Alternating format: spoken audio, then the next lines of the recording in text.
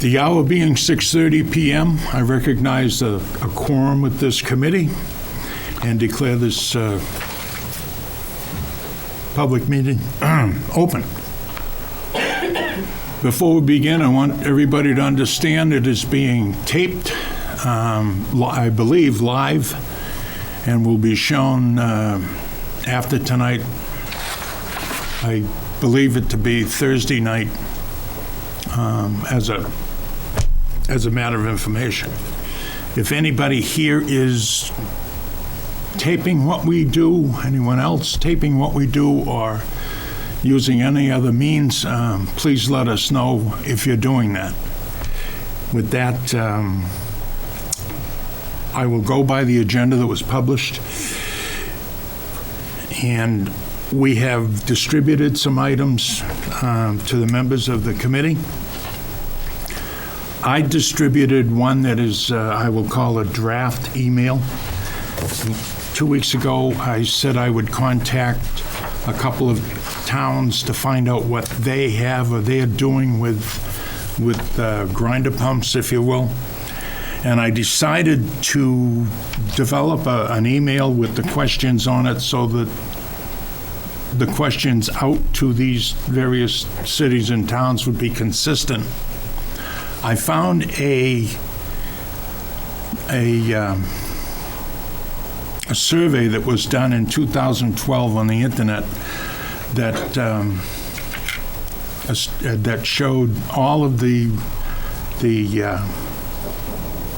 annual rates of everybody's sewer requirements or sewer costs, and that listing showed 202 cities and towns in the Commonwealth, which was a lot more than I thought it would be.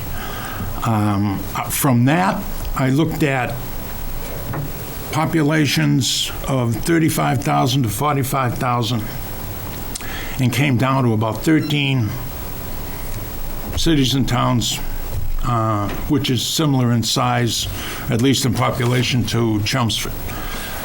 The other thing I looked at was I picked out 4: Billerica, Fitchburg, Arlington,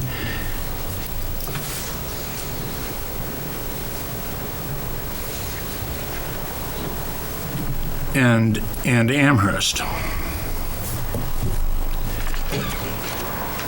Because I'm not sure it makes sense to send out to all 13.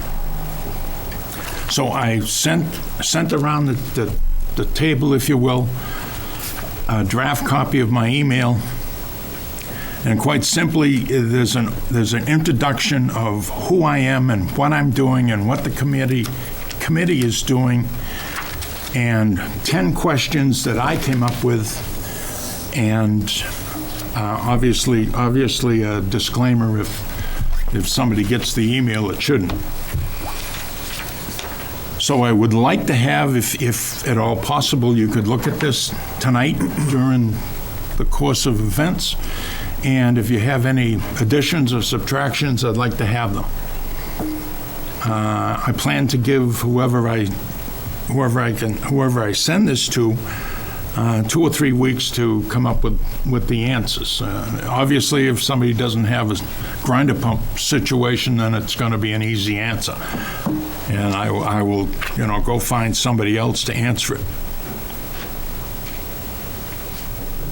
Has anybody got anything else they'd like to tell about what was sent out around the table tonight? Oh, yeah, I'll mention that. The last meeting on January 14th, we had the grinder pump testimonials, and many of those people left me with documentation of their presentation, either receipts for work, or many of them provided an actual talking notes that they had. So I compiled those, and I just left a copy with everybody for their reference. Okay. So I guess that brings us to town presentations. Paul, do you want to start this off, or? Sure.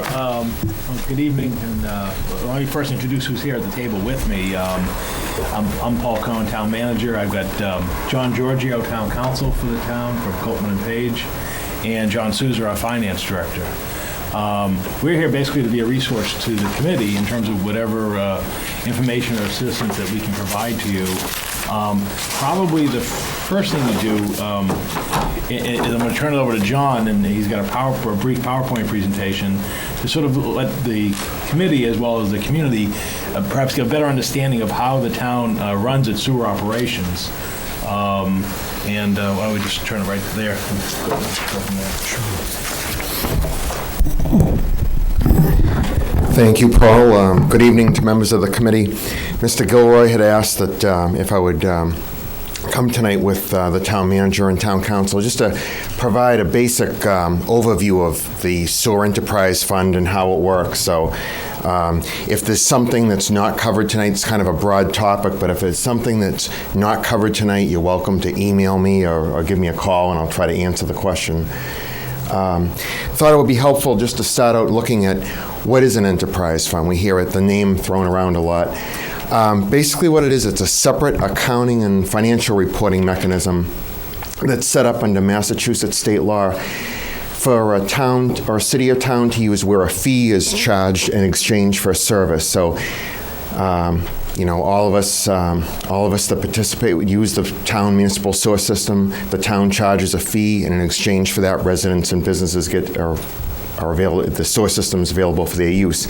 That's just a legal reference in the Mass General laws that authorizes it. How does an enterprise fund work? Basically, the thing that that's distinctive about this is all sewer revenues are collected and deposited into the sewer enterprise fund. All sewer expenditures are charged to this enterprise fund. And so that's different from other government operations where a number of departments might be collecting revenue for various purposes, spending money for things that they need for their departments. It all kind of funnels to the general fund, but this is totally separate. So the next bullet point, all sewer revenues and expenses are kept separate from all other government activities. And the Massachusetts law and the Mass Department of Revenue, generally, they permit an enterprise fund only for what we would call public utilities. So with things such as sewer, water, and just very specific functions. In Chelmsford, water is provided by the 3 independent water districts, as you know. So one of our only sewer enterprise funds is for sewer. We also have a very small one for our town municipal golf course. And then you may be asking, well, why would a town want to adopt an enterprise fund? And what it does is it allows us to identify the total cost of providing the sewer service. So you have your direct costs, your operating costs, which would be personnel for all the sewer division staff. You would have your expenses for all of the supplies and needs for the department. Probably the largest single direct expense would be the sewer disposal fee to transport the sewer flow to the city of Lowell, Duck Island Treatment Plant. Then you also have your capital needs for providing the sewer service. So, in addition to the direct operating expenses, you're going to have things are going to come up such as pump station repairs, sewer mains will have to be periodically replaced as we get further out into the years.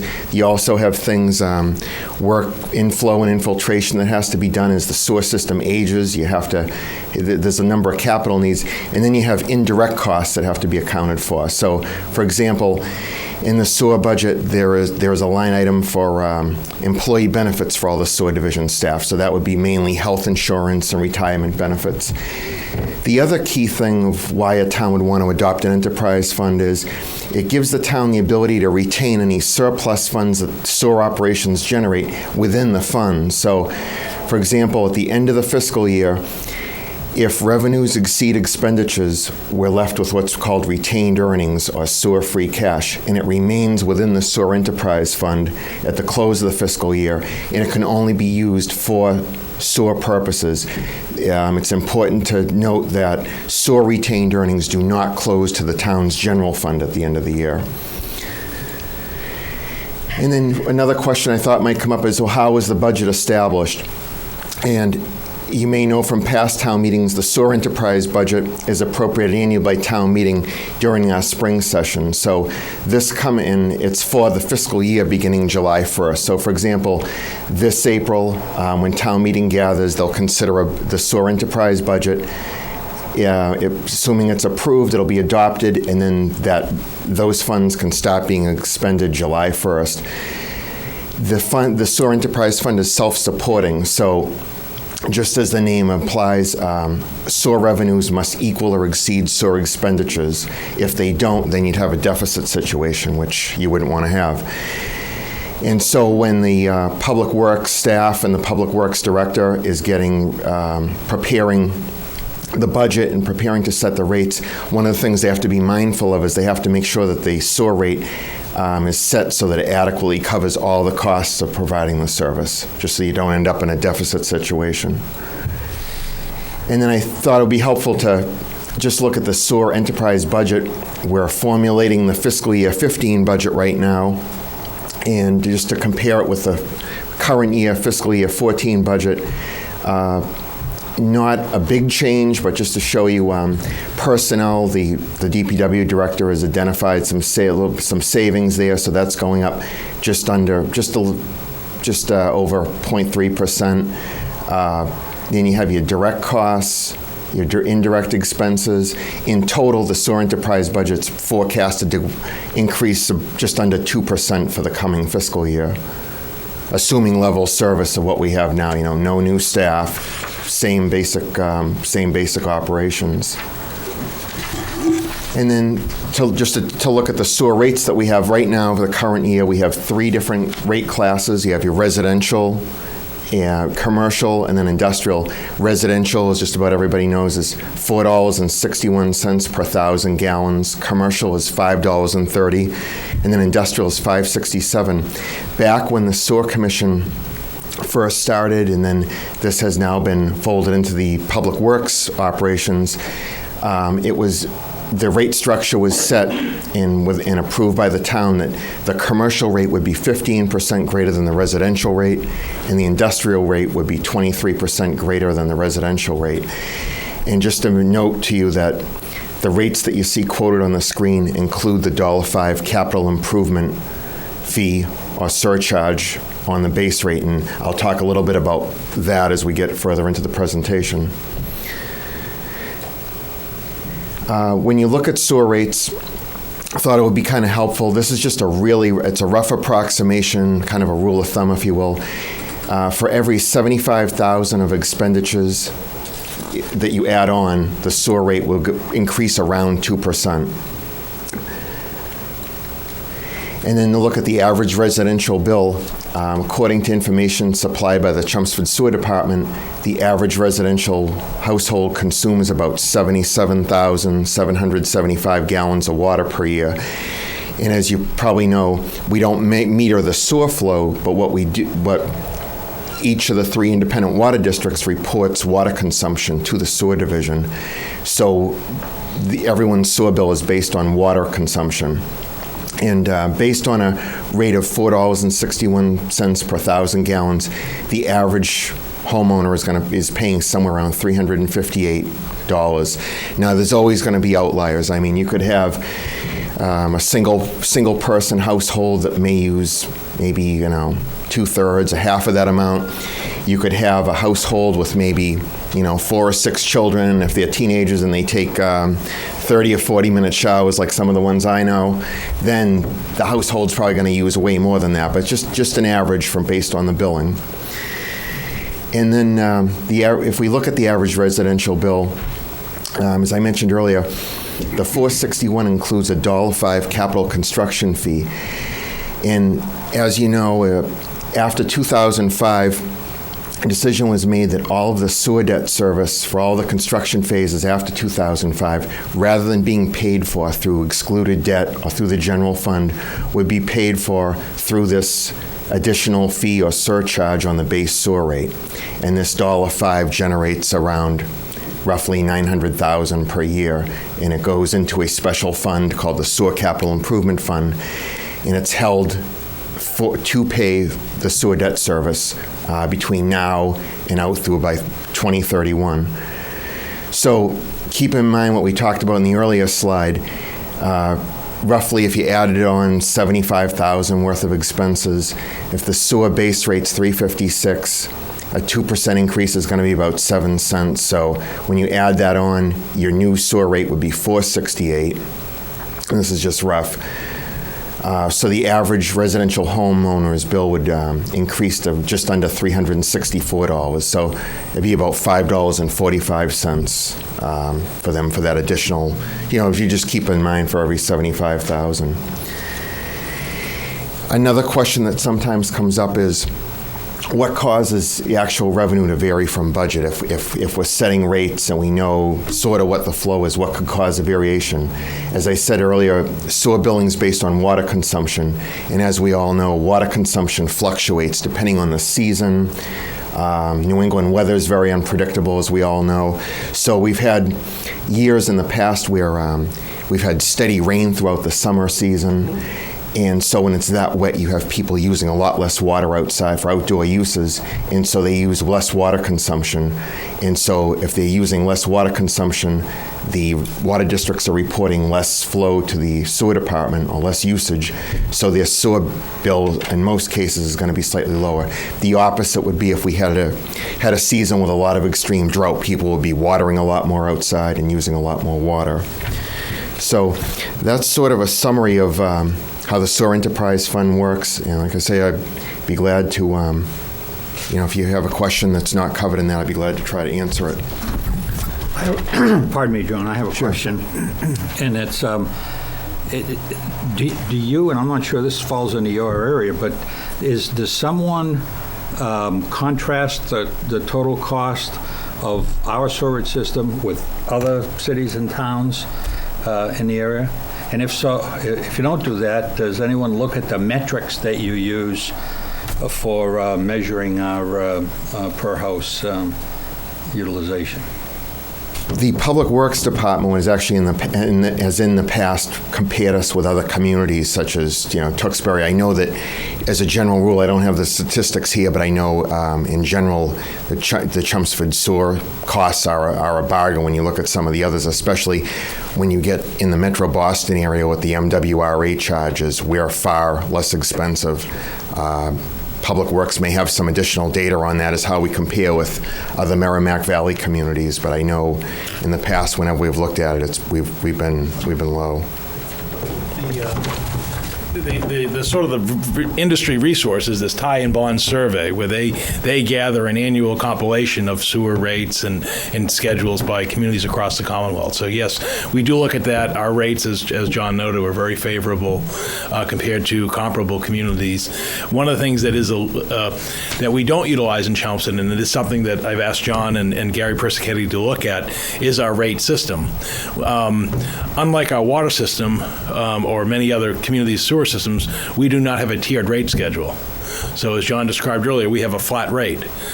So whether you use the minimal consumption of sewer or use a large amount, the rate does not escalate. If you look at your water bill in Chelmsford or many other community sewer bills, you have an escalating schedule of sewer. What that does is it promotes conservation and also provides some assistance to those who are basically the minimal users, who generally tend to be small households, particularly elderly households. And that's something that we're looking at, not to raise revenue, but to look at the collection of revenue. And that's, as I said, that's really what is more common in the industry practice. And that's something that we're looking at now and may look to in the near or intermediate future in terms of how you collect the amount of billing. But yeah, we've got very competitive rates. And also we look at the condition of our system. We also have a very modern system. As you know, we just completed the system. So some of our systems components, are only nearing some replacement, but we have communities out there who have much greater need for investment in our system than we have. And so that's how we sort of do that analysis annually. Thank you.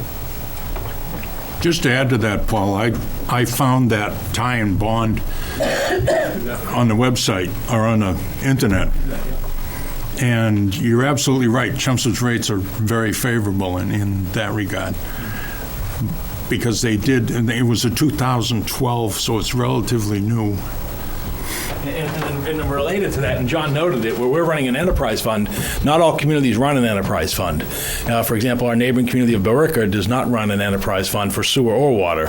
So what that means, as John said, if you have revenues coming in from sewer and water, they're not restricted to that purpose, and they flow to the general fund. And so so when you sort of look at the entire cost of operations, one thing that Chelmsford has done and is that it is restricted. So therefore, sewer bills are only paying sewer costs. And obviously, we have separate water districts that are independent of the town. Same thing with your water bills. Your water bills are only paying your water cost.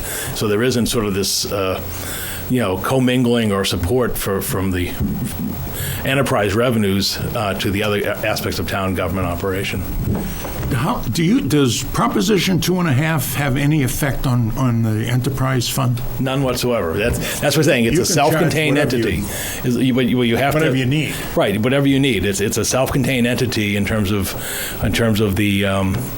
the expenses and the revenues all contained in one separate, and in fact, it's accounted for separately. You can imagine that the diversity, because as you've got communities that are, as John mentioned earlier, either in MWRA communities that are sending flow to other communities, which is what we do. I mean, our biggest expense, as John noted, is that we don't have a treatment plant. We're part of that regional treatment plant in Lowell with portions of Dracut and portions of Tewksbury, as well as the city of Lowell. And so basically, our biggest expense is to get the flow from Chelmsford to Lowell. And as you know, that plant is on the other side of Lowell. So we actually do pay part of that assessment that we get from Lowell is not only for the treatment plant, but also the infrastructure to get from Chelmsford to the treatment plant. Okay. Sure. Question, the $1.05 capital reimbursement in 2031, I believe you said, that would, assuming nothing else happened, that would expire at that point? Yes, we have a long-range debt service financial plan for that, and the final debt service payment will be made in the year 2031. And at this point, based on the projections that we have, and as I've said to the Finance Committee in the past, it looks like we'll be able to maintain that $1.05 surcharge without an increase. Now, the only difference would be if either investment earnings did not materialize. I can't imagine interest rates going much lower than they are now. I think they only have one way to go, but we never know what the future holds. So we have, our projections are based on the collection of future $1.05 revenue, as I said, about $900,000 a year. As long as interest earnings don't plummet any further with the economy and that, I don't see a problem there maintaining that $1.05 rate. Okay, follow-on question. Sure. And this may not be for you. Mm-hmm. Is there any plan on all systems deteriorate, and at some point the town is going to have to go back to the earliest stuff and start, okay, we got to fix this, we got to change this, we got to do that. Has that plan been addressed, or frankly, is it way too early to do that?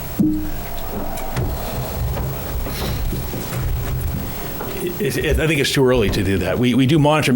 Part of the issues that we're dealing with right now is when the original components of the town sewer system were constructed, as you probably have heard from earlier presentations, it wasn't envisioned that the whole town would be sewered. So we have some constrained mains and flows because of the fact that the original components weren't built for flow. So I think most recently, it was several months ago, we had to do a replacement, or maybe over a year now. We did a replacement in the center of a water intersection, sewer intersection, because of the fact that that was undersized. We're also actively looking at the one down here off of Billerica Road by Progress Ave for similar reasons, because the original design wasn't meant to carry the entire sewage of the entire community. In terms of the infrastructure itself, it is in good shape. It is monitored. We do have a capital component of our budget that meets the maintenance and replacement replacement needs, most likely what you would see rather than full-scale replacement of sewer mains, meaning excavation and removal and replacement, is you probably would have a relining at some point, where you would insert lines within the mains infrastructure, because that's certainly a lot more cost-effective than putting in total new lines, as long as you can do that type of work prior to the infrastructure getting too far to a deteriorated state. But I think we're probably decades away from even having to seriously consider that type of work. Okay, thank you. I got a question. John, you talk about there could be surplus funds. So I'm wondering, as of now, is there an account that has funds sitting in there, and how much is that? And basically, Yes, I can address that. That, when the funds close out at the end of the year, it's called sewer retained earnings, or it's also known as sewer free cash. Right now, there's a balance of about $975,000 in that account.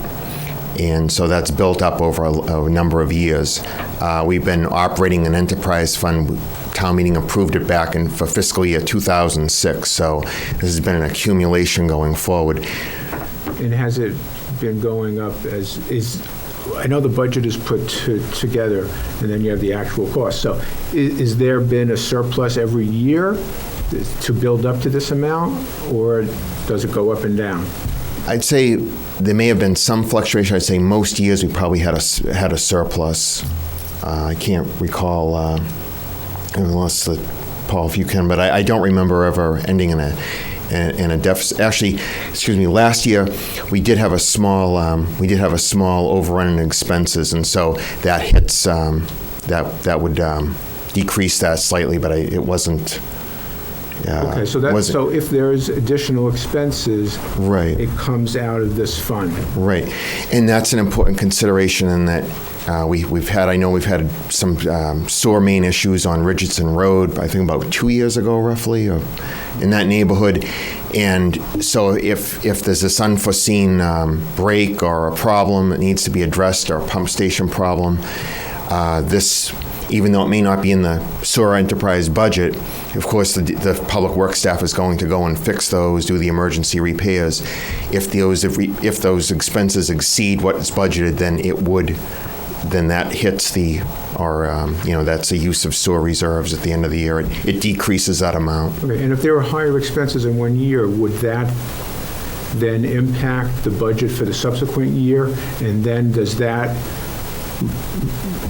go into a new sewer rate, a higher sewer rate to cover the... It could if the expenses were recurring. For example, if we know that the disposal fee for the city of Lowell is going up 5% and it's only going to go up after that, that's just one example.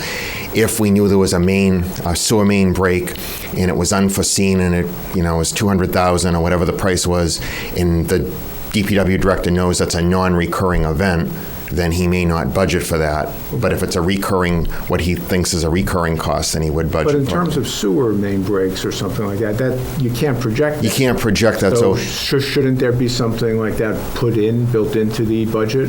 Yes, that's exactly why we have that, where we want to maintain a healthy sewer reserve, a sewer retained earnings balance, because it is an unpredictable type of operation, and so you wouldn't want to... You want to make sure you have adequate reserves to fund any unforeseen events. All right, just one more question. Yep. When the town meeting approves the budget for the sewer enterprise fund, so it's approving the expenses, or are they approving the rate, or are they approving, in effect, both of those items? We have each year, at town meeting, it's on, and this is the book for fiscal year 14. So town meetings presented with, right after the general operating budget, there's a sewer enterprise fund section. And it's on page 69 of this booklet, and I believe this is online as well. There's a sewer statement of revenues and expenditures, and then a detailed budget.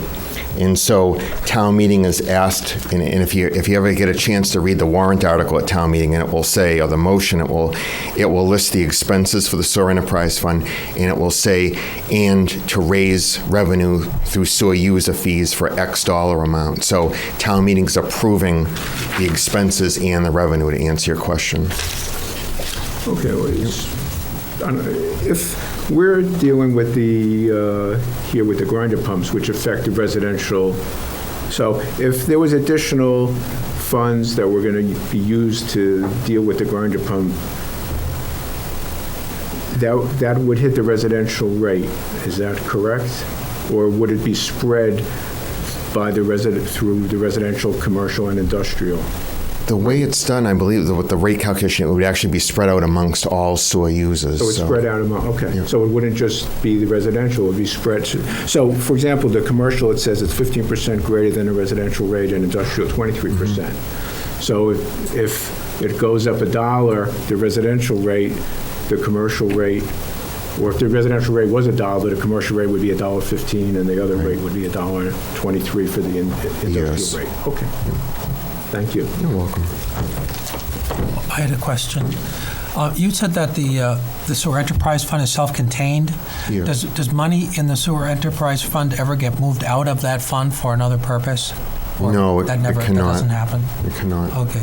And is that money basically invested while it's sitting in that fund? And what sort of a return do we get on that? It is invested. Right now, it's very minimal. I mean, it has to be basically in a typical bank account, a money market fund, under a year in maturity, under state law. I mean, you're looking at today's interest rates, 0.3, 0.25% interest, just because the money's coming in, it's going out. So it's not something you can tie up for more than 12 months. So. Thank you.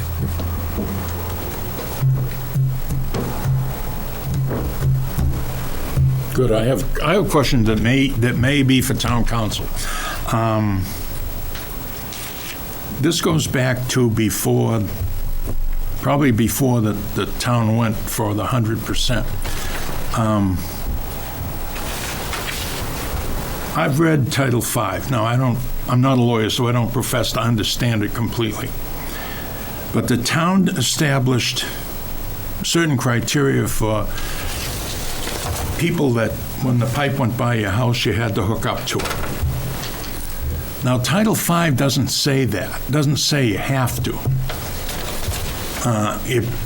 I believe it says if you have a problem with your existing system, then you have to hook up to it to pass Title V. Am I all wet, or is this? No, that's pretty good, actually. Title V, of course, is the section of the state regulations that actually govern private septic systems. Okay.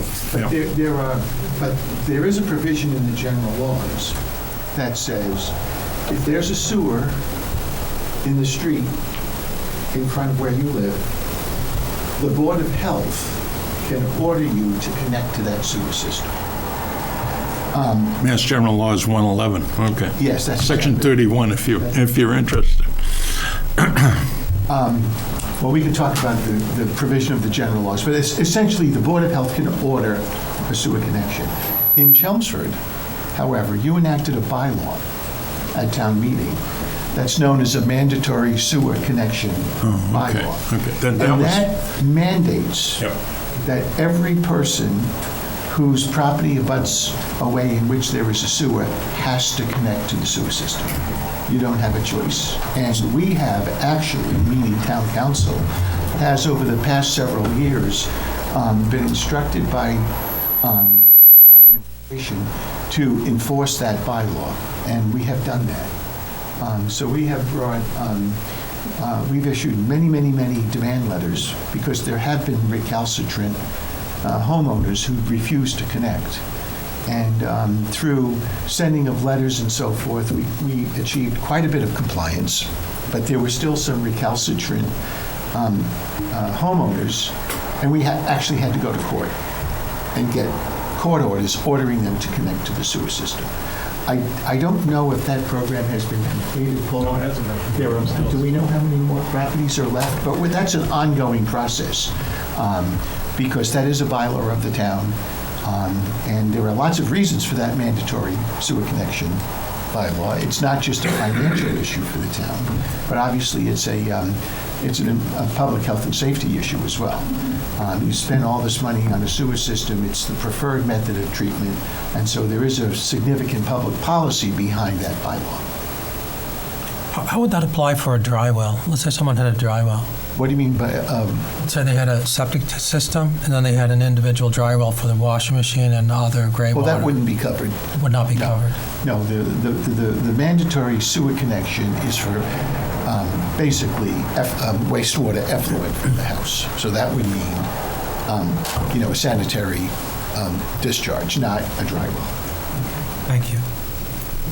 See, when my house was built, you had two systems. You had a gray water system, Yeah. and you had the sewer subsurface septic system. Right. When sewering came to my neighborhood, you had to connect everything to the sewage, which certainly made sense. Okay. And you're charged the rate based upon water consumption. Right. So it's all the water that you're Right. consuming. Even if the water doesn't go down the sewer. Correct. Because the rate is based upon sewer, water Water consumption. usage. That's correct. I had that issue last summer for a one-time event where I put in a new, relatively large new lawn area, and I used an enormous amount of water. And it showed up on my December sewer bill. Right. But it still wasn't, quite frankly, I'll say when things are right, it wasn't that bad. I mean, I expected it. But there's an area where all of that water didn't go to Lowell, but the town recovered somewhat of a benefit. There were meters actually at Lowell that they meter what the amount of flow goes Right, to the right. place. That's what we're charged from Lowell, is we're charged from Lowell based on our flow. Now, does the town offer, if you have a sprinkler system, Irrigation meters. do they have irrigation meters? No. Okay, so The that's, water district doesn't supply. water is, it goes out, And part of that is the whole effort of conservation efforts. okay. Which many of which are sort of pushed down from the state level because of the issues of the river basins and so forth, which is a whole different discussion. But no, the short answer to that question is no. Okay. It's not simple. I didn't think so, but, okay. There should be a big variation between what you bill out compared to what you get charged for in Lowell then, right?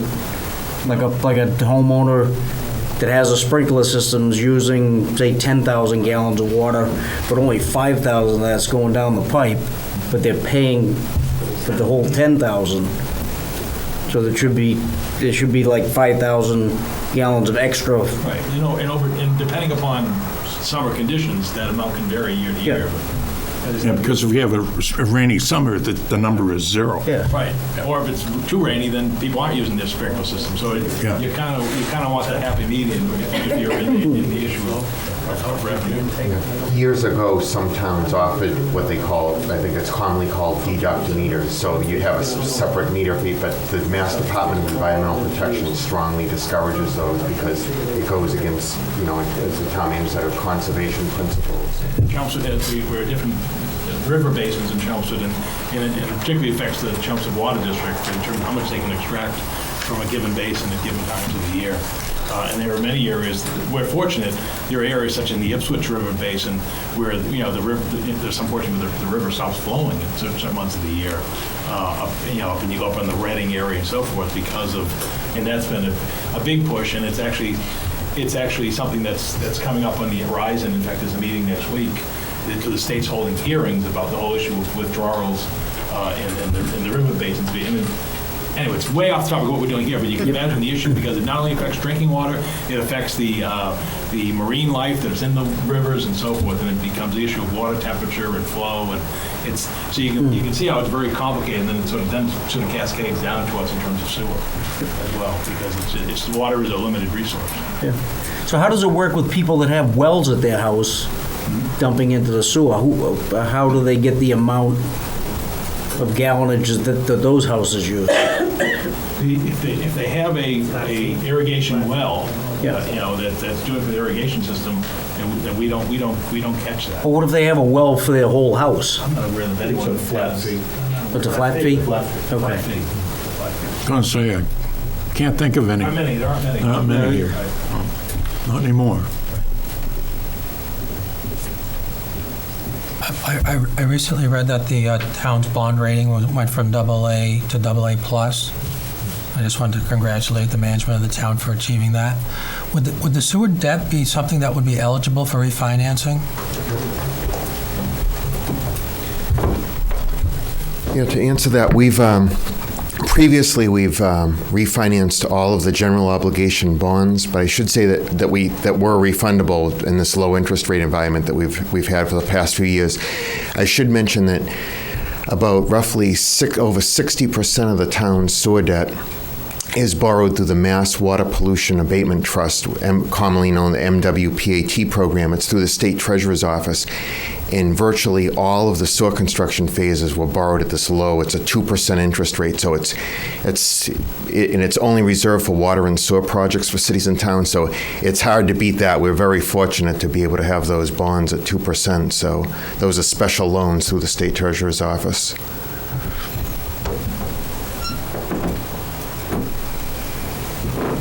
I'm sorry, you mentioned 60%, so what about the other 40%? We do have some, just speak up here so that residents can hear at home. We do have some. There were some costs from earliest phases of the sewer system where the town issued general obligation bonds, and over the years, just off the top of my head, some were issued in 2004, 2005.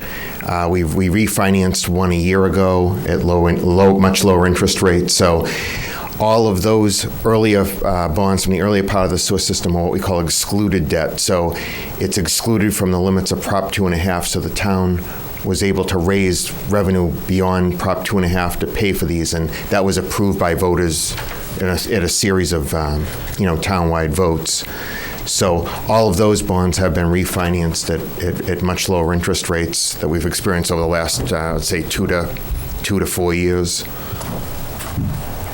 So we try to take advantage, in this low interest rate environment. I know, it's possible when you refinance some of these bonds, it's possible to save.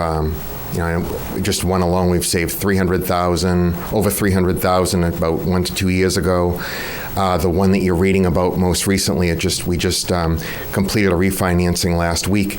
It's going to save the town over $640,000. Now that's on school building related debt for McCarthy, Parker, and Chelmsford High School, which I know is getting off topic here, but whenever we have opportunities to refinance at a lower interest rate, we definitely jump on those.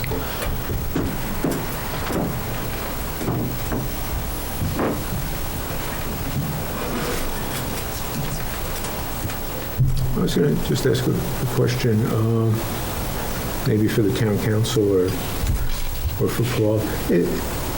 In the past, there was some question of some liability issues related if the town was going to take responsibility for the grinder pumps.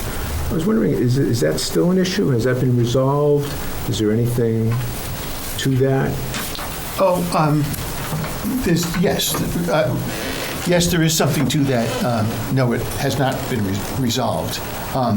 Whenever the town undertakes to provide a service to the residents, whether that's plowing a street or paving a road or, operating a sewer system, there is certain liability that arises as a result of that municipal activity. We've handled in our office many, many cases where a sewer system has backed up for whatever reason into somebody's home, causing damage, and we've defended towns when they're in that situation and have gone to trial. And, obviously the town is liable under certain circumstances for that kind of damage that's caused to an individual homeowner's property. Having said that, there are a couple of ways the town prudently addresses, well, I should say both the state and the town have addressed that. One is through what's called the Massachusetts Tort Claims Act, which not to get too deep into the weeds of municipal law, but a municipal entity and a governmental entity is generally immune from liability and from lawsuits unless the entity consents to that liability. And so the Massachusetts legislature passed the Massachusetts Tort Claims Act, which does provide relief to individuals injured by activity of a municipality unless one of the exemptions in the law applies. So, for example, there's a discretionary function exemption, so that when the police or fire department respond to a fire at your house, God forbid, and if there's some injury that occurs as a result of that, that's considered a discretionary function, and there is an exemption from liability. Generally speaking, with sewer systems, however, there isn't an exemption that would apply, so the town is liable to a property owner if some activity connected to the sewer system causes damage.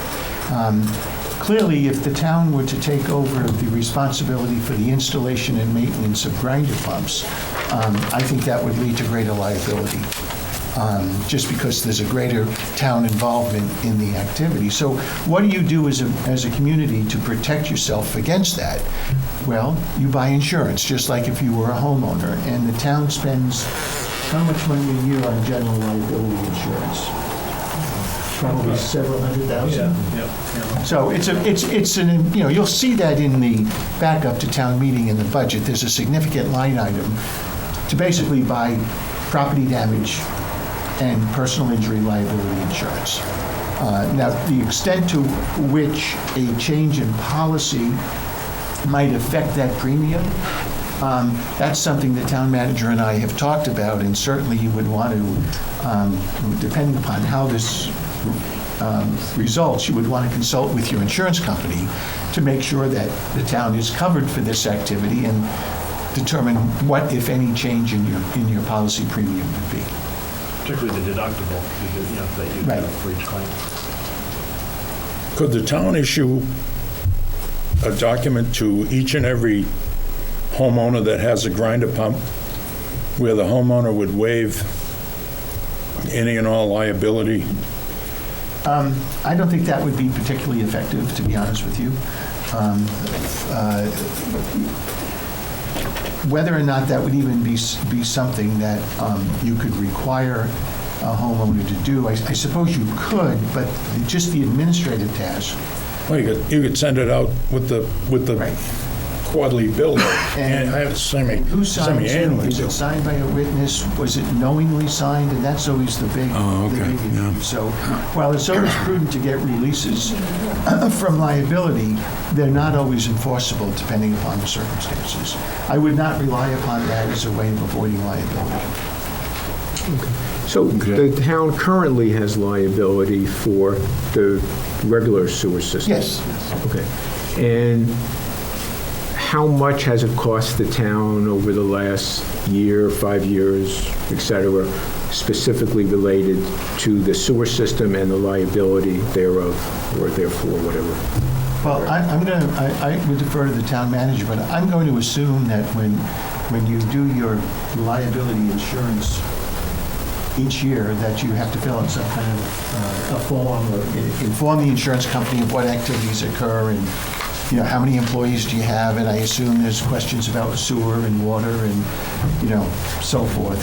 And I can only assume that when the rate is then issued by the insurance company, they take into account the level of activity as reported by the town. Right, very similar to a homeowner policy. You get a claims experience based upon your payment of premiums versus your claims against your premiums. And then part of that would be, your general liability, including your sewer liability, is included in that bundled policy. And we have had claims. I mean, we've had to pay our deductible, and then it does affect your experience mark, which then go back to basically your premiums. But we have claims beyond sewer as well, so I can't give you a laser answer. It's not like we have a sewer liability policy That's separate from, So it's a town liability policy that covers everything, so you can't specify what it is. Okay. But to your recollection, there have been specific sewer-related liabilities. Oh, yes, we've had claims and backups. I mean, somebody like Mike Vanassis, who's the sewer division head for Public Works, who I imagine you'll have before you at some point in your journey, he can speak to those claims because he obviously is keeping the active log of what goes on. I hear about them because they get reported to our insurance council. It happens periodically, 9 months, once a year or so forth, and it depends on the level of severity. And he can describe what he's found in those situations, and we've heard the anecdotes. It's true. You find the cat litter, the diapers, the backflows. The difficulty on those claims is in my experience here and working with Mike and the insurance thing, there are many cases where we know, or we believe we know what happened, but it's different being able to prove with certainty what happened. And so that becomes a challenge in terms of trying to get restitution for a claim, because the insurance company, as you know, they want to subrogate the claim, to if whatever possible. And that's, as you can imagine with law, it's one thing to know something, it's a different thing to prove it. But we have had those type of backup issues. And whenever possible, we do try to, as you can imagine with the insurance company, try to recover the claims. So can a quote be obtained from our insurer, saying if we were to add 550 grinder pumps with the estimated metrics that we have given with regard to breakdown or that sort of thing, which would indicate how often somebody might be out to the house? Could they give you a quote as to what it would cost the town for a... I'm guessing that would be difficult to obtain. What Paul was saying, though, is let's assume you assume liability for those 500 grinder pumps. And then over the course of the following year, your claims tripled. I'm just pulling that. That claim experience will then affect your premium the next year. So if you add 500 potential points of failure, if you will, and I was reading the report before I came, there's a certain number of those failures that occur every year. If those translate into a claim because the failure has caused property damage, your claims experience is going to go up year to year, which will then affect your insurance rates. Is that a fair statement?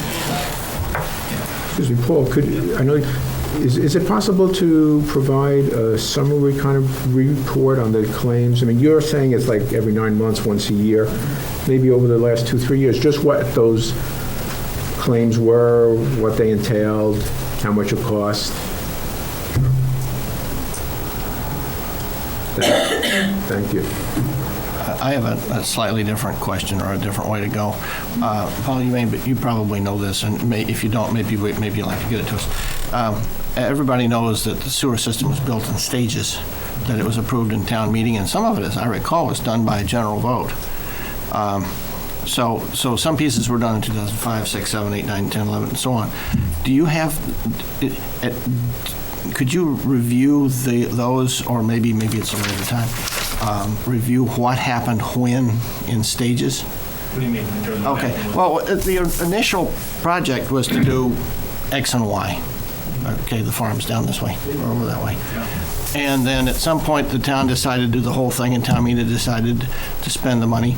I thought at some point there was actually a vote where the people in the town said, yeah, let's do the rest of the town. Am I correct? I just kind of want the history there. And then they came back at subsequent meetings to get the funding for the next stage. I think yes. There were 61 contracts. It was a large number of contracts. There was a breakdown on the old webpage, on the sewer divisions page, that had a timeline with town meeting votes and when, federal and state grant funds were available.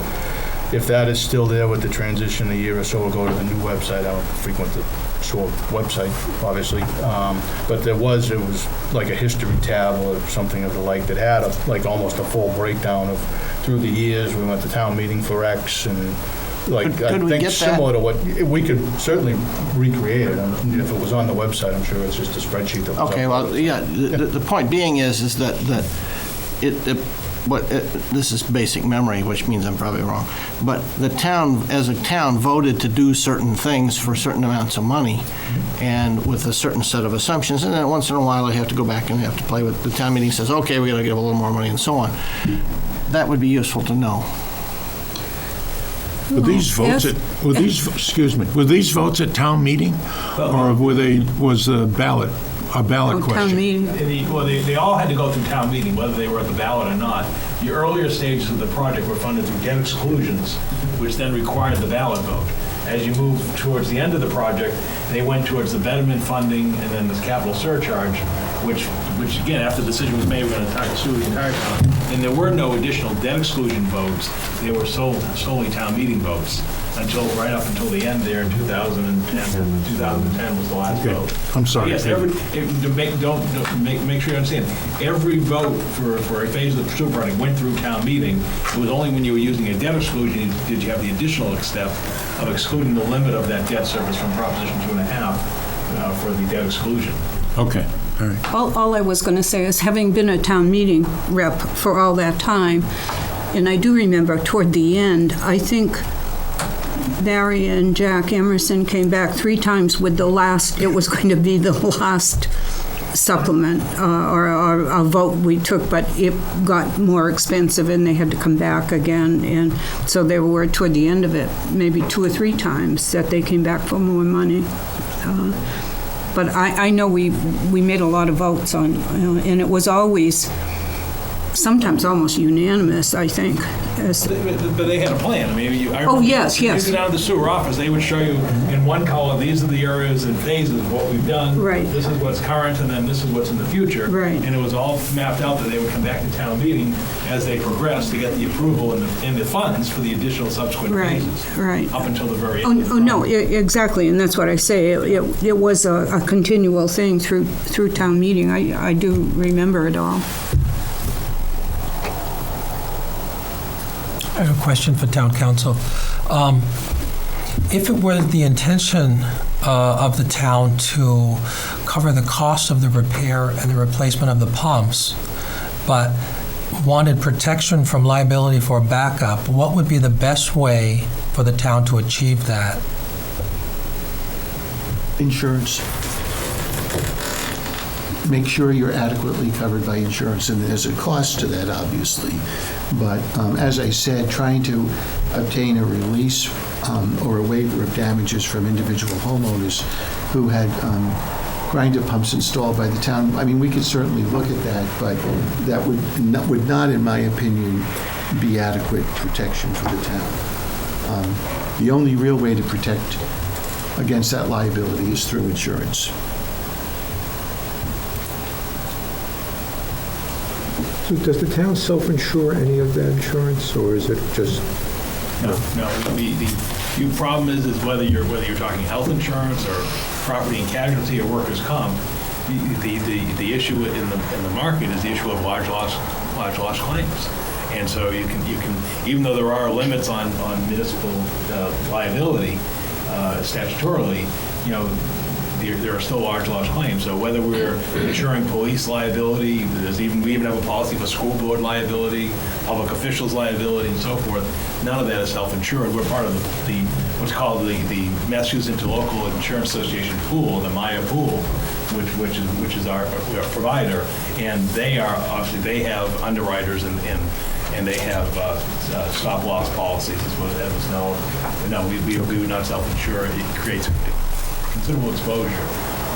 And you can imagine, if you had, in this context, if you had a sewer backup, as you said, you could potentially be damaged, exposed to liability not only for the damage from the backup and the property, but there could be health liabilities as well. If somebody came down with some kind of an infectious disease or what have you that they could then tie into that type of a backup, you could see how a town could have exposure, which is why you don't see cities and towns carry that type of self-insurance. So this whole issue of liability insurance has really intrigued me. And right now, we've got a storage system, and we have liability. and we have liability insurance. Is there something that says we have liability and the insurance can be utilized whenever someone with pure gravity feed is harmed, but someone with a grinder pump, if they're harmed? No, it's one policy. Oh. We have one liability. So we already have the policy. Yes, we have the policy. Of course, we have the policy because, we're running, sewer, throughout the community. What it comes down to is your exposure to claims. And I think that's what Council described earlier. We do have a liability policy, and which has an aggregate limit and a per claim limit, and we also have an umbrella policy, very similar to what you may have at your own individual residence. You have a homeowner policy, and you may have an umbrella policy on top of that. It's no different. And you as a homeowner, you can probably purchase insurance for anything as long as you're willing to pay for it. If, under the current system, if there's a grinder pump, that's the responsibility of the homeowner, and that grinder pump fails and causes a backup and causes damage in the house, I don't see where the town would be liable for that, because the town is not responsible for the installation or maintenance of the gravity pump. If the town, through a bylaw, accepts the responsibility, then that same situation would create new liability for the town, because the town is responsible for the maintenance of that grinder pump. And so you could certainly see a situation where a homeowner under that circumstance would make a claim against the town's insurance company because the grinder pump failed.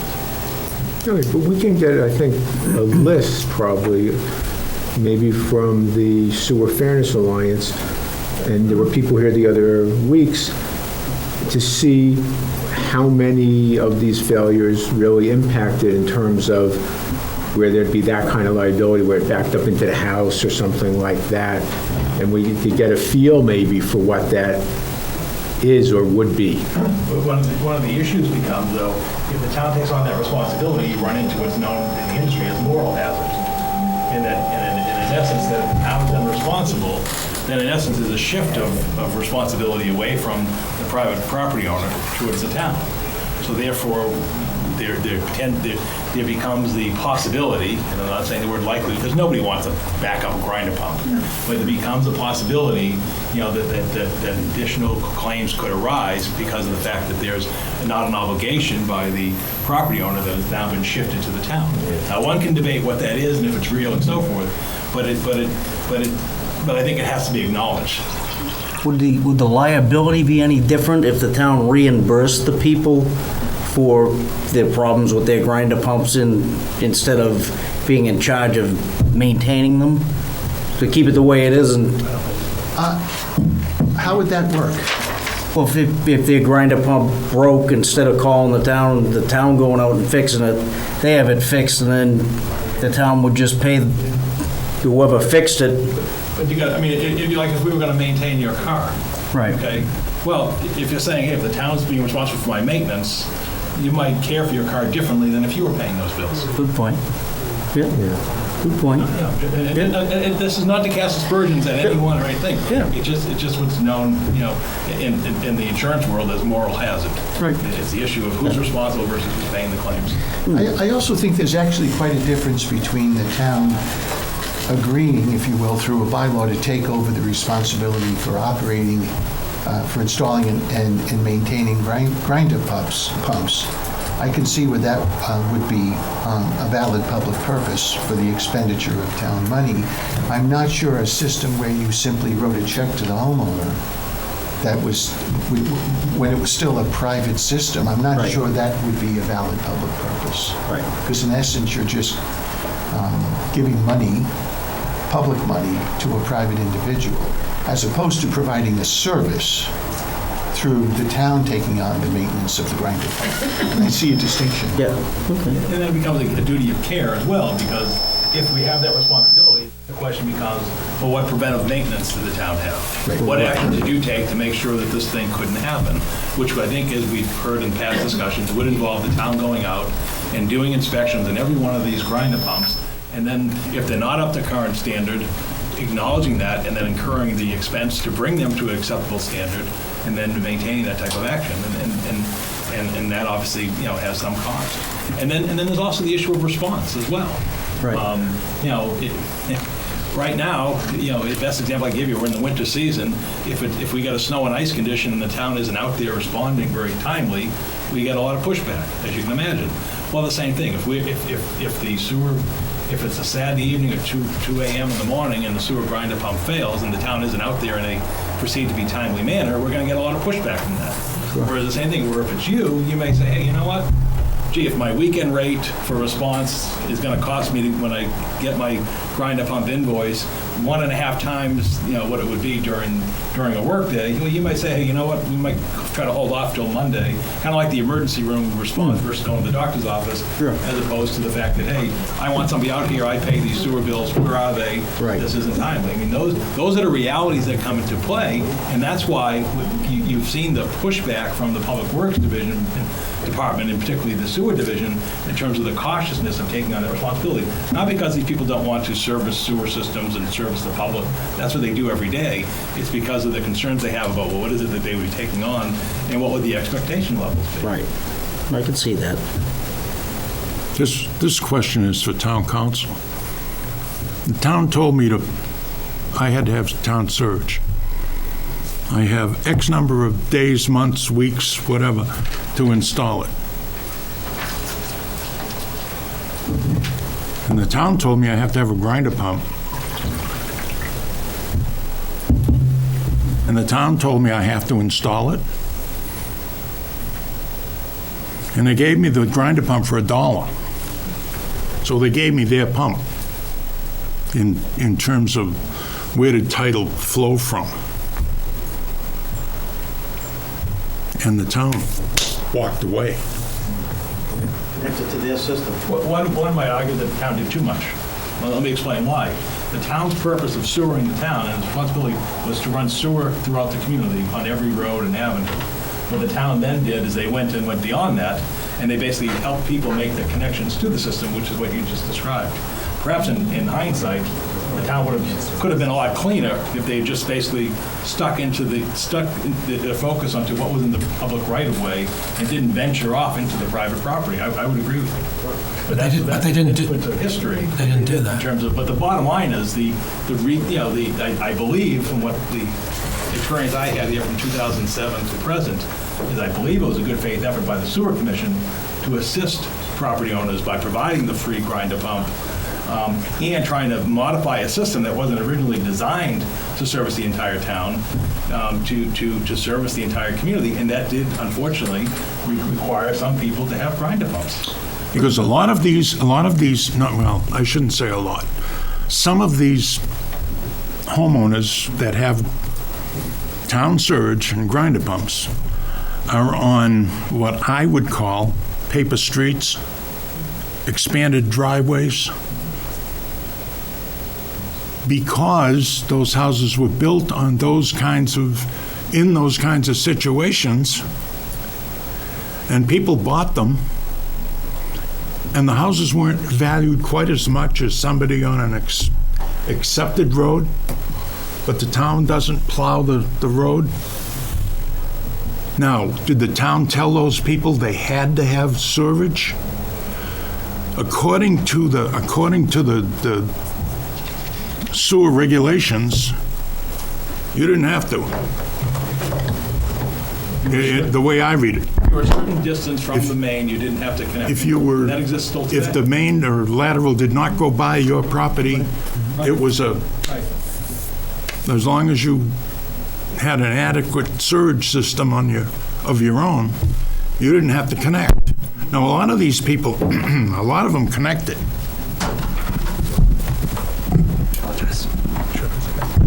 And some of them are even here tonight. But I don't know what the point of your question is. The point is, if you had a property that had a septic system or a sewer system, the property was probably more desirable that they had sewage than septic. because septic, as we know, has a limited lifetime, sewer does. Now your question is, but within the sewer system, whether it had a grinder pump or not, is a different question about whether septic or sewage. Generally, it's perceived as a benefit and a value, which is probably why the town jumped on board and said, let's sewer the entire town to have sewer availability. But I guess my real question is, did we tell those people they had to? Again, you'd have to really go back to the sewer commission and speak to people such as Richard Day, who has been on the commission.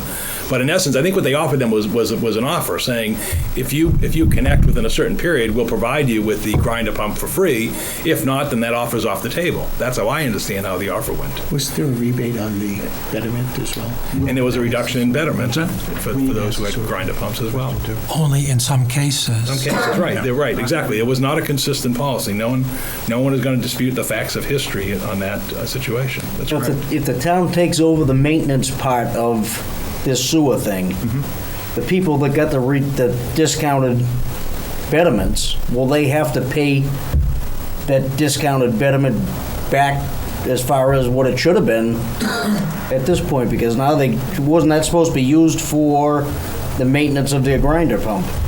I think that'd be a hard road to go down because it may not be the same owner.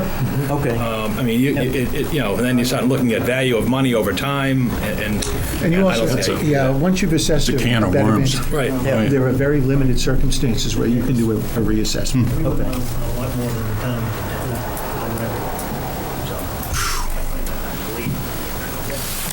You guys have a mess. I'm out of questions. Oh, I have a question for town council. Yes, sir. Right here, I have a printout of Article 15 on the fall warrant for 1998 and Article 19 for the spring 2014. And I'll just read it out loud just so for the audience. Article 15 in fall of 1998 reads, "To see if the town will vote to maintain grinder pumps for all single-family homes in the town of Chelmsford." And this was over probably 15 years ago. Yep. Now, the Article 19 on spring 2014 says, "To see if the town will vote to direct the Board of Selectmen to adopt policies to provide financial assistance to those residential property owners whose connection to the town sewer system is serviced by grinder pumps, or act in relation thereto." Now, my understanding is that town council ruled that Article 15 in the fall of 1998 was non-binding. Yes. But in layman's term, can you explain to me what's going on here? What's the difference between these two? Oh, they're both non-binding. First of all, town council hasn't reviewed this 2014 article yet. Right. That's only a placeholder, as I explained to the Board of Selectmen last evening, and in the weeks prior to that. So I'll limit my question Not to approved yet. the 1998. Why was that non-binding? It's non-binding What is because that all about? town meeting has essentially two functions. One is to legislate, meaning adopt bylaws, and there's a very specific process by which you have to follow to adopt a bylaw. This was not a bylaw. The other function that town meeting has is to appropriate money. This is a gross oversimplification, but I reviewed this in 1998, and I believe I provided an opinion to the then town manager that in my opinion, it was not in proper legal form because it wasn't attempting to enact a bylaw that would be binding on the town, which a bylaw would be, but simply it was the town meeting by this vote was attempting to usurp the administrative authority of the Board of Selectmen and the then Sewer Commission that had control over the sewer system. Now, in 2013, the petitioned article that was debated for a considerable period of time that resulted in the appointment of this committee was in proper legal form because it was to enact a general bylaw of the town, which if it had passed or if it passes in the future, would be binding on town officials. So that's the basic difference. Now, although I haven't reviewed Article 19, I can tell you from just looking at it, it directs the selectmen to adopt a policy. Now, my first question is, the control of sewers is with the Department of Public Works.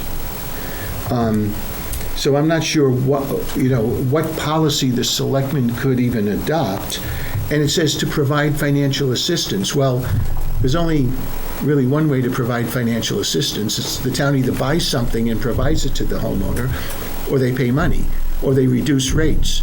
And I don't see that as something that's within the purview of town meeting. It could be a policy direction. It would say to the selectmen, go ahead, try to figure something out to help these grinder pump owners out. But I don't see it as binding. Thank you.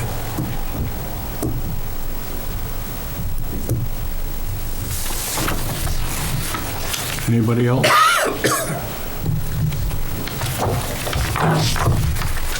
This is usually where I used to say, thank you very much, you'll hear from us as soon as possible. I'll stop it, thank you very much. Thank you. Excuse me, does the public able to question? Is that where we go now? Sure, if they'd like. It's not a public hearing, though. Oh, no, I'm just looking at the agenda. It says questions from committee, questions from public. Oh, does it say that? Yeah. I'm just asking a question. That's all. Well, then if it says it, they can. Yeah.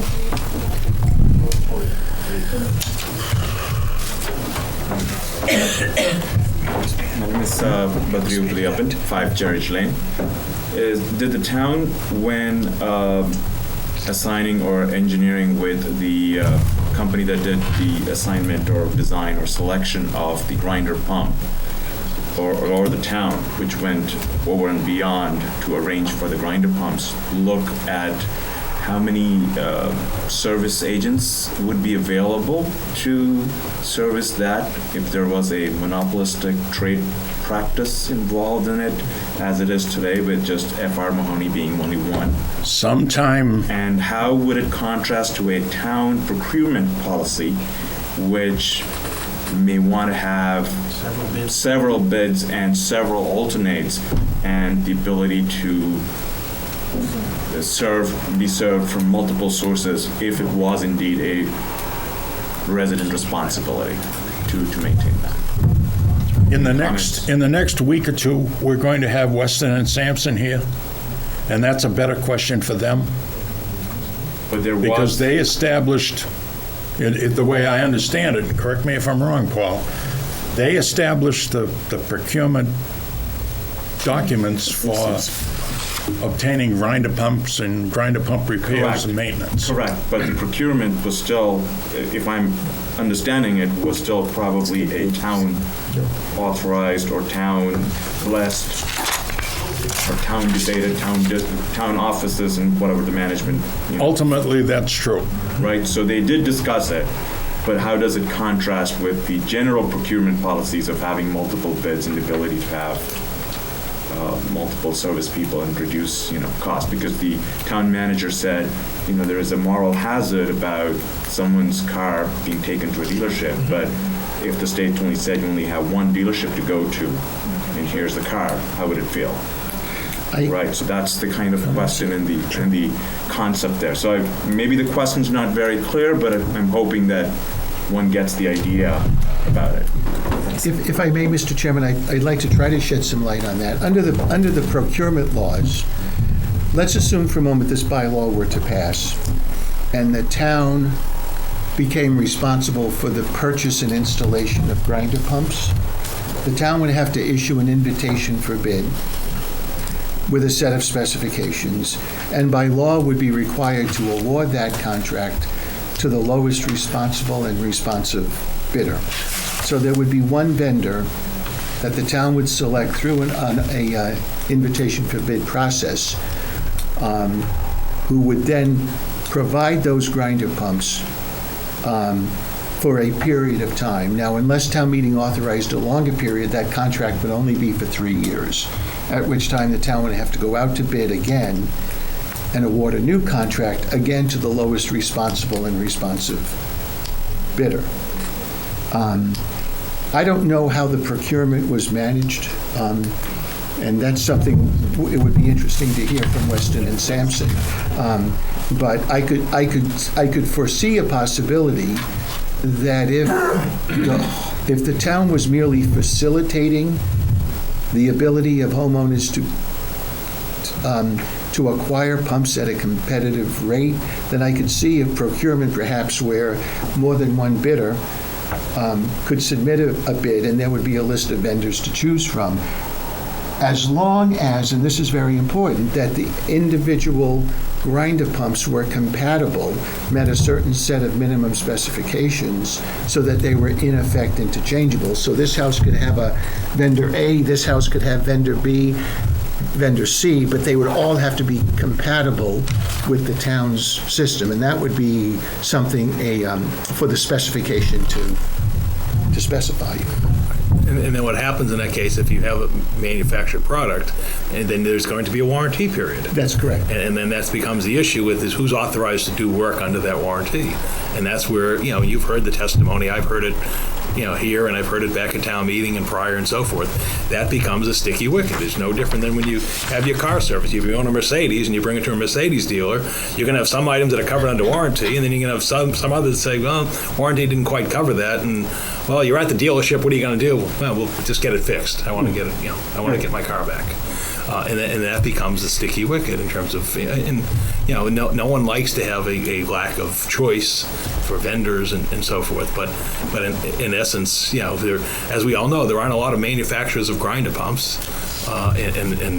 You've heard the testimony, and then it becomes, like you said, what is the real market for that service, and then what's the market, for the towns? I mean, I think you've seen, and you'll hear probably from Weston and Sampson about, which types of grinder pumps are in which communities and so forth. And I think, we're certainly not alone with the E1 grinder pump that's out there. I had a question. I have here the procurement document of October 2008 for the grinder pump system. And I apologize because I don't have a copy for you, but I'm just going to read a section from the warranty section. It says, the warranty shall be a 100% on-site warranty. Repair will be made free of charge and will be made on-site by an authorized service center within 24 hours of notice given to factory authorized service center / grinder pump station manufacturer by the owner and or the resident. Now, currently, the policy of FR Mahoney is that service will not be provided after hours, on weekends, or on holidays, and that appears to be a contradiction according to this document that I have here. So what I'm wondering is there a way to get any sort of to get this service, assuming that it was part of the procurement, and assuming that we're not getting this. This document, of course, is something that none of the grinder pump owners would have ever even seen. And this may be a paragraph that's kind of buried in it someplace. But we may not be getting what we paid for on this contract. And I'm wondering, do we have any recourse? I think that question could best be answered by Mike Vaznastis in terms of that came out through Public Works. In terms of, he deals with it on a daily basis. Yes, I'm the town manager for the town, but I'm not as close to it as obviously the DPW sewer division. I think Mike, and I expect, as I said earlier, I expect you'll have Mike here. Mike can answer those questions. I can't on recall to tell you the length of that warranty, if it's still in effect today, if we're still making those purchases and so forth. I mean, we're at the end stage of installation of connection to the sewer system, and so I'm not even sure that warranty still is in effect or what the duration is. Mike obviously much more familiar with that than I am. My pump still is under warranty. Mm-hmm. It's about 1.5 years old, and it's a 2-year warranty. Mm-hmm. So that has not run out yet because I went in the summer of 2012. So I would expect still to receive more months of warranty service. I'd like to get what I paid for. Did you bring this concern to the sewer division? I just found out about this just within the last day or so. Again, I think that those are the people to talk to, and they can answer. They can do the follow-up. Now, is that the document from the Sewer Commission to? This was provided to us by the Sewer Commission, by Mike Vaznastis. What is the document? Oh, I think it was sent around to everybody. It's the procurement document. It's the procurement spec for the grinder pumps for one of the.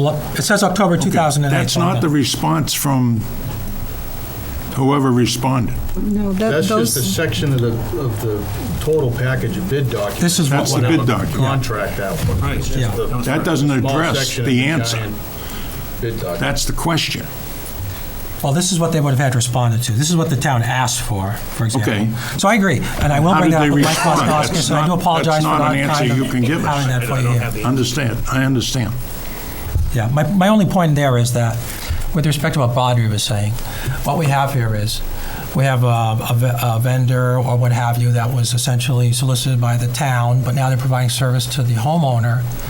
And there's kind of like, something's been lost there in the middle because the homeowner doesn't have the sort of connection with that. And there's been a lot of things that have fallen through the cracks. Every homeowner was entitled to a startup inspection, and quite a few of them never got that. And I apologize, this is not necessarily something to bring up with you, because I will bring it up with the sewer department. I'm just trying to explain what my point was, that's all. But the point is, if you didn't want or don't want the town-provided grinder pump, then you have the right and the ability to purchase your own and maintain it and agree to it that for. I mean, as far as I know, you can install a different type of grinder pump than what the town provided for you. And as I said earlier, probably that was the mistake the town made, was venturing out of the right-of-way and getting into the residential applications. Because you can see that, and then if you then take that even further, if we now start, and you haven't addressed that this evening, but one of the petition bylaws that is out there and may be considered by this committee, but if we're now going on to commercial properties such as multifamily, more than 4 units, in terms of those units, then you can see how those concerns can cascade in terms of what's there and what the responsibilities are. Like I said, it would have been a lot cleaner if you in my mind, looking back, would have been to just stay within the limits of the right-of-way and say, look, the town's bylaw requires us to provide sewage. We provide sewage. It's the residential property owner's responsibility to connect to that sewage. End of the story. That probably would have been a lot cleaner. But again, we have to deal with the history that's out there. But clearly, if a grinder pump, you just noted, was provided for $1, it can be replaced. But I think no matter what was provided, you may have a similar situation. If they had purchased a different manufacturer, you could be in a similar situation. I don't know.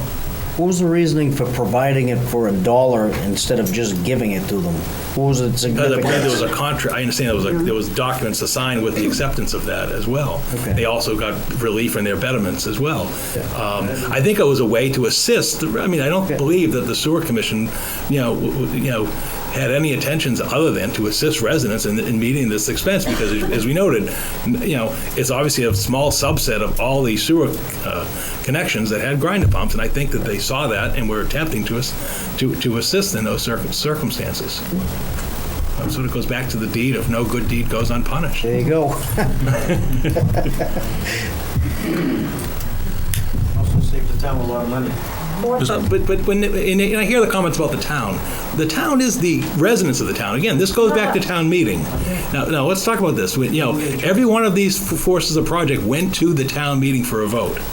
And as we said, they must have gone by numerous times at town meeting. Going back to the 98 you mentioned earlier as an interim stop about grinder pumps.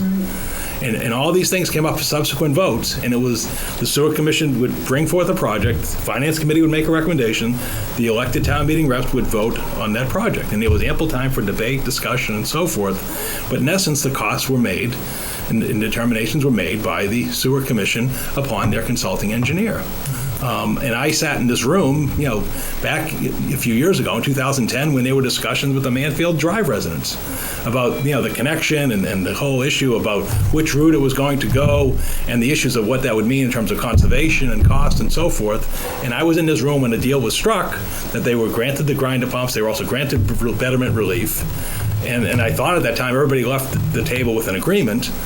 And now we're back here in 2014 now, revisiting this issue. So again, I don't believe that there was, from my perspective, that there was any bad intent involved. It was basically trying to deal with the circumstances as the town developed its sewer system over time. I had a question. Over the last couple of years, we've had several extended power outages. And I know that in February, National Grid made a presentation to the Board of Selectmen of the ways that they are addressing that through the use of technology such as spacer wire and other techniques they can use in order to reduce the frequency and duration of outages in selected areas. And what I'm wondering is, Has National Grid been informed of the areas in the town which have a high concentration of grinder pumps in cases where entire roads, such as Tadmuck or Natalie or Northview or Mansfield Drive or Armand Drive? In other words, would they be able to focus their attention in their tree trimming or other whatever they do to reduce that? Because that places a burden on grinder pump owners such as George Nauman, who had spent 10 days in a hotel and would come back to his house 3 or 4 times a day waiting to see if the power was back on. But it wasn't.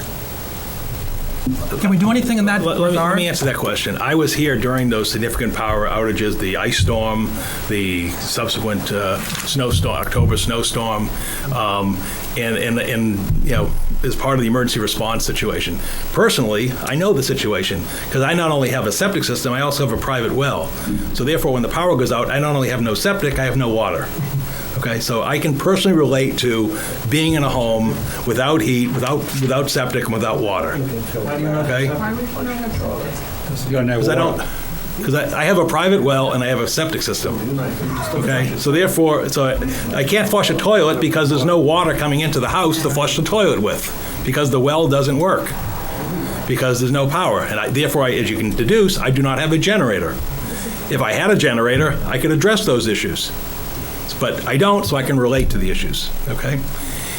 When those situations come, and the issues of restoring power, one thing that's very clear, because we have prominent locations that we request that there be immediate response to, as you can imagine, you'd want your power restored towards areas of critical public safety, such as a hospital, a medical center, a police station, our sewer pump stations. The problem is we also have an electric grid that was developed over time. So it's not linear. You can't just basically go street to street to street and say, okay, bring the power here, bring the power here. Many of you know the developments that occurred in town, whether it's Hitching Post, Scotty Hall, and so forth. So it becomes a spaghetti strand. And in many instances, such as we've learned, and Steve was part of this, the public safety building, for example, is at the end of a power grid. So you can have power flashing in the rotary at Drum Hill and not have power at the police station, and that's what's happened. And even though we make that a priority, we want power restored to the police station, it was one of the last sites that are restored because of how the grid works through the community. Right. And believe me, as much as National Grid tells their maintenance response and their commitment, they are not going to rewire the town to change that configuration. So the bottom line is no, they don't have that information, nor if we provided that information do I believe that would make any material difference in terms of their ability to restore power, because in essence they've got to go from their feeds that come in from town from out of town, and then their how their circuit works in terms of transfer stations and switching stations to power. So the short answer to your question is no, but there's a reason why the answer is no. Okay, thank you for that response. Their presentation in February was not about power restoration. It was about efforts in order to reduce the outage in the first place. So what I'm wondering is, and I do understand that they have to restore power to the hospitals, and they have a set procedure that is very specifically designed, so I take no issue with that. And my only concern is that what projects do they have scheduled for the year 2014? These would be projects that would be done during the good weather, when they could do things that would prevent power outages or to reduce their duration in certain areas. They describe techniques such as changing the fusing, putting in the animal suppressors, other techniques. But what I'm wondering is, could they apply those to some of the grinder pump areas so that possibly those outages possibly could be avoided to begin with? Well, I think, as the committee is well aware, the grinder pumps are distributed across the community. And I suppose anything's possible, but oftentimes you understand that their biggest maintenance program is tree trimming. And the difficulty they have is they get a lot of pushback when they do tree trimming, because people don't want to see the trees trimmed because of the aesthetics of it. So we've been on them, and what they do is they come in. They have a routine maintenance plan of how they trim trees across the community, where they go, and therefore they hit every area every 5 years on their rotating basis. That's how they maintain the situation. I don't see them modifying that, and I don't know how we could effectively do it given the disbursement of grinder pumps across the community. Thank you.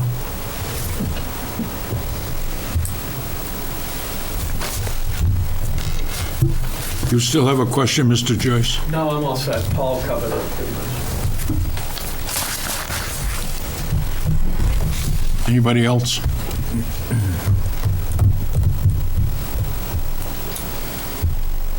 You're welcome to sit here for the rest of it. Thank you. Have a good night. Thank you. Thanks again for coming. Thank you.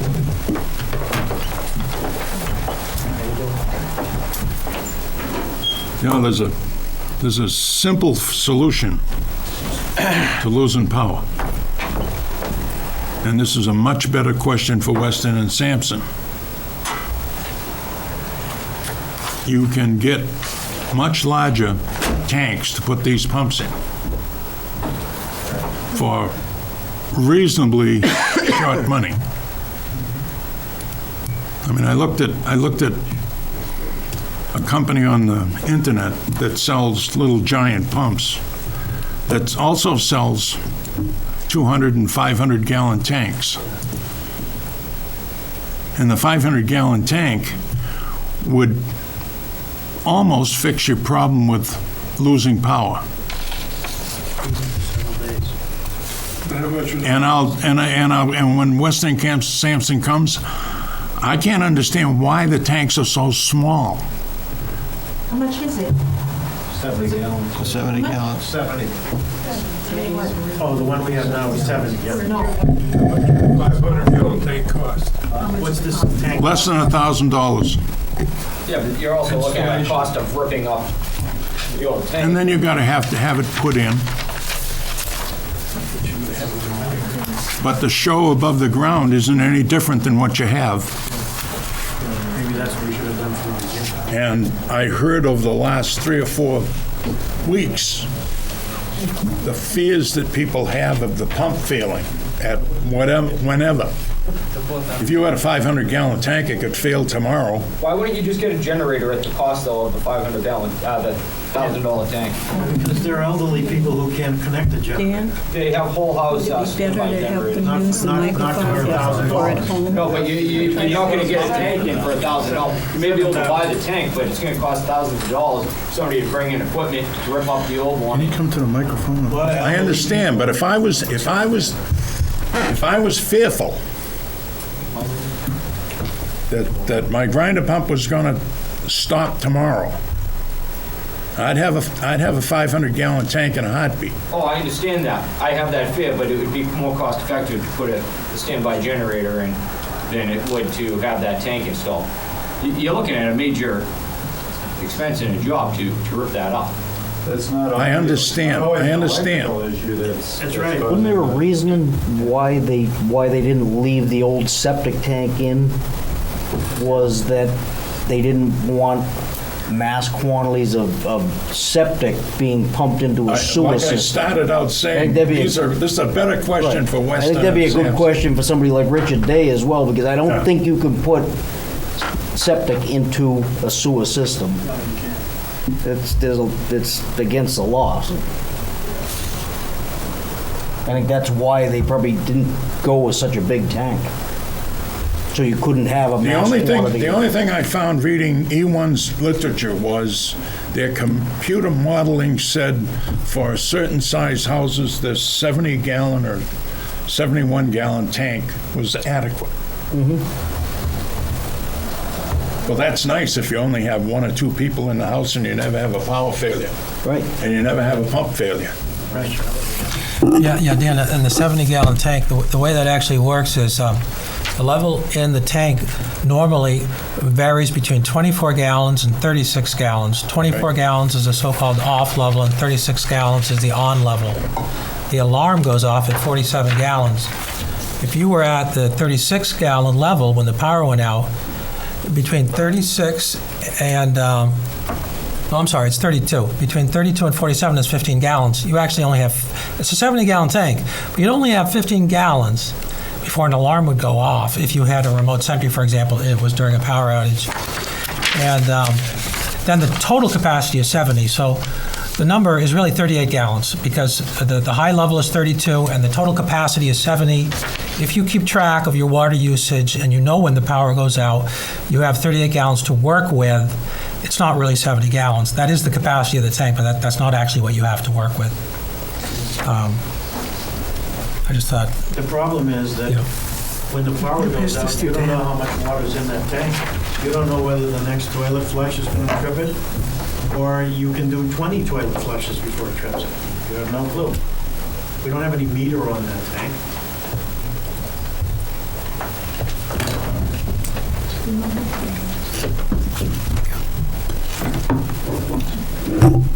Take your equipment with you. Is this yours? No, there's no.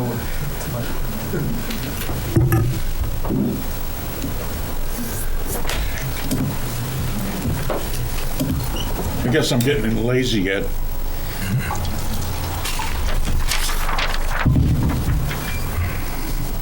Okay.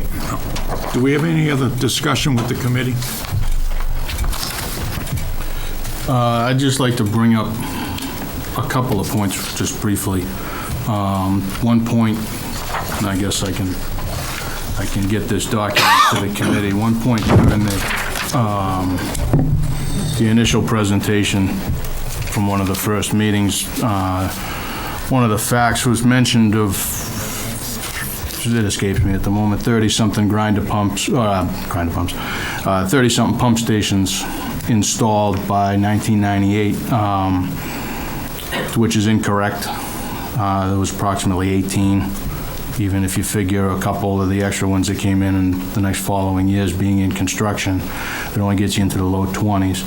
So we have the document with the addresses of all our pump stations and then the date the town took them over from the Sewer Commission and the contractors. I will make this document available in the morning to the committee. Dan, I don't know if you want me to forward it to you, just instead of Tom for now. You can do that. And then you can disperse it to the committee.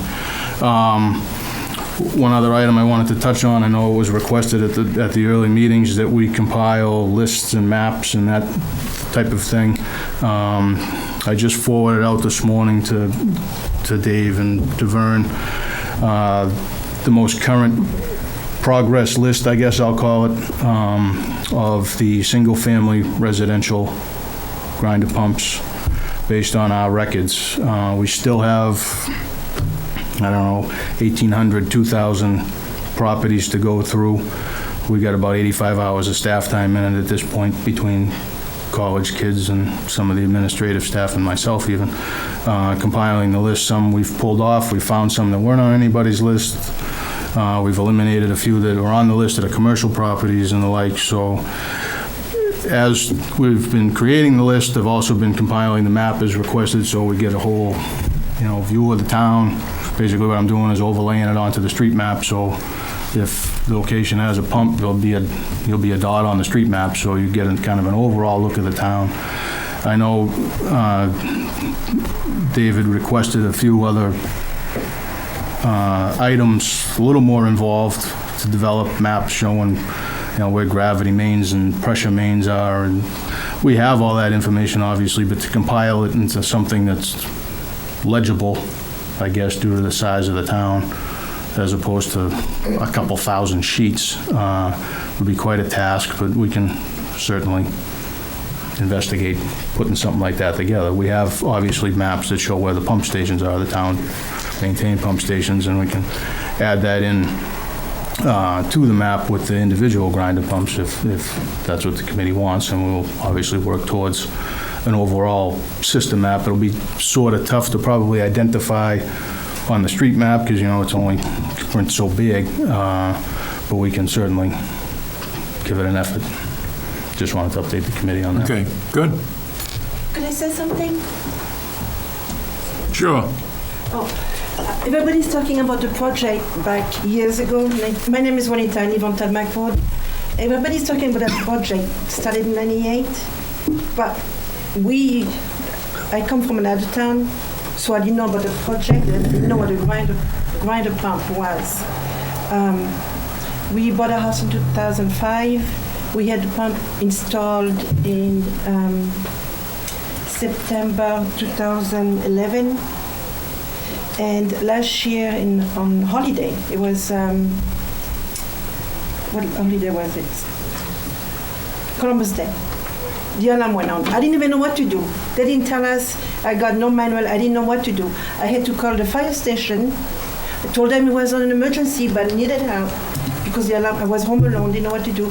Then they told me to call the water department.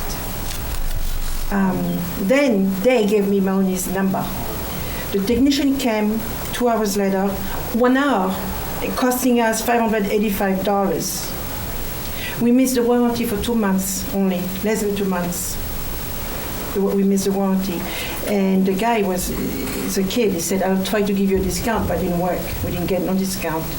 And the warranty lasts only 90 days.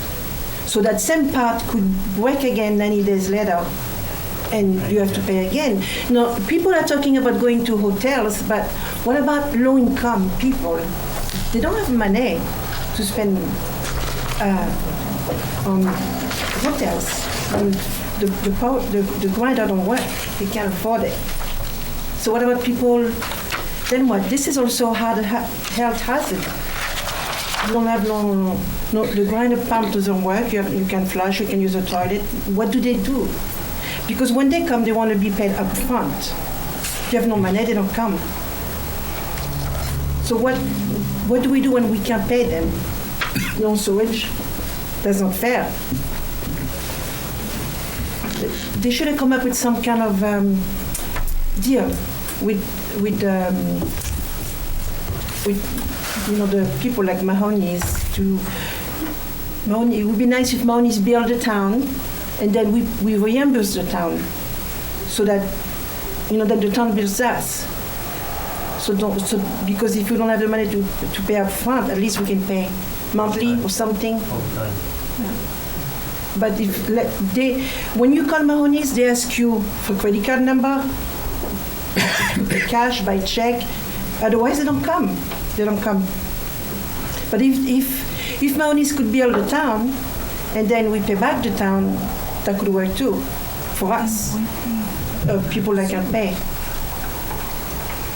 I understand.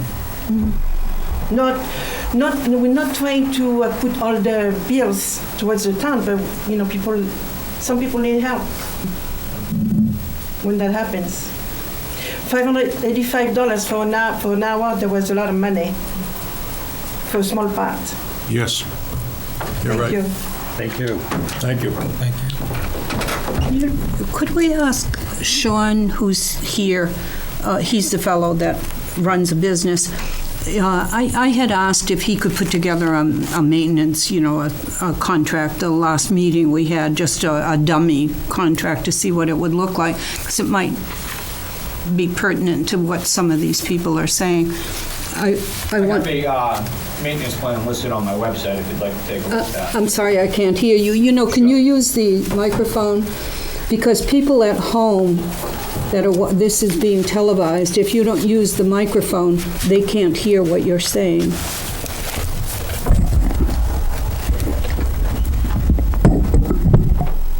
I have that information listed on my website. Oh, you do? Yes. Oh, okay. So we just, and what is your website so that people at home might? AffordableSewageSolutions.com. Okay. Yep. And under services, I offer a maintenance plan.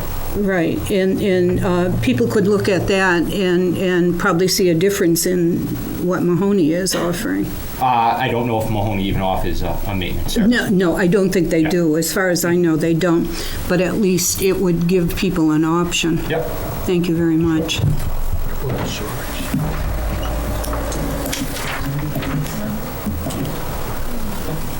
Is that what you wanted to discuss, or do you have something else? I had something else. It really had nothing to do with anything we're doing here. It was just questions I had on the email you plan to send out, which I now can't find in my papers here. It's been suggested that I send it to all 13. Yeah, and also, my other question is, are you sending it to the town manager, to the sewer department? I'm sending it to what I can find on the town or city website. I'm sending it to the director of their sewage whatever they happen to call it. Yeah, okay, well, I didn't see any to there, who it was going to, so I was curious about that. Dan, if you give me the 13 towns, if you email them to me, I can probably get you the proper contact information. Okay, because I got save you some 3 of them work. off the internet, but I got Billerica, Fitchburg, and Arlington so far. Well, I know, I don't know if you consider But I'll send Amesbury it- I'll nearby, send it but over to you tomorrow, Amesbury has Steve. 400 grinder pumps. I say Amesbury has 400 pumps. I don't know if you consider that nearby or not, Amesbury. Oh, yeah, that's... Well, they have 400, and Gloucester has, Now, see, I picked, the 13 towns I picked had a population of similar to ours, yeah. 35,000 to 45,000. Yeah. And just to that point, Peggy, coastal communities sometimes are treated Well, different. Gloucester, yeah. And Amesbury's got much less than 30,000. Yeah. So I didn't But pick they have 400 pumps, which is interesting. Yeah, That's why I looked at them. because if I wasn't careful, I could send it to 202 people, and Oh, sure. pretty soon, Yeah, no, I I'm understand. not making I any d- sense I do understand. either. Okay.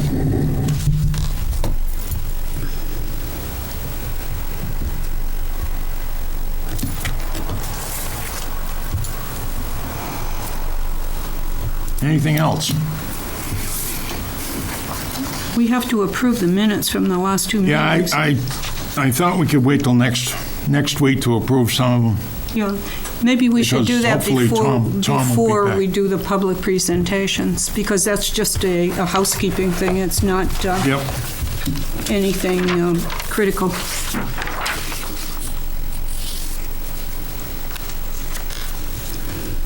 Do we have anybody from the press? Once again, we don't. No, Lucked out. we're not the most popular committee in town. Careful, don't jinx it. It's boring.